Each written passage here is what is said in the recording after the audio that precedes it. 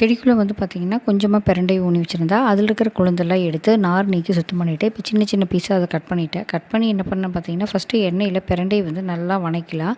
அதாவது அது green colour இருக்கிறது வந்து பார்த்திங்கன்னா லைட்டாக அந்த நிறம் மாறணும், ப்ரௌனிஷாக. அந்தளவுக்கு வந்து பார்த்திங்கன்னா ஃபஸ்ட்டு நல்லா பிரண்டையை வதக்கி எடுத்து தனியாக வச்சுக்கணும். ஏன்னா இது நல்லா வதங்காமல் இருந்தது அப்படின்னு பார்த்திங்கன்னா அந்த வாயெல்லாம் வைக்கிற மாதிரி இருக்கும்.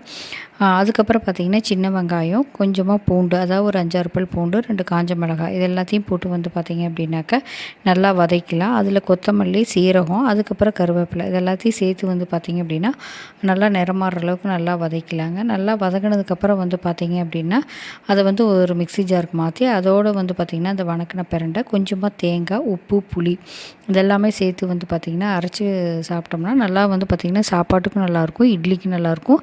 பிரண்டையை பொறுத்த வரைக்கும் என்ன ஒரு மருத்துவ குணம்னா, பசிக்காத குழந்தைகளுக்கு இது கொடுக்கும்போது நல்ல ஒரு பசியை தூண்டும். நீங்களே பிரண்டை கிடைச்சா இந்த மாதிரி ட்ரை பண்ணி பாருங்கள்.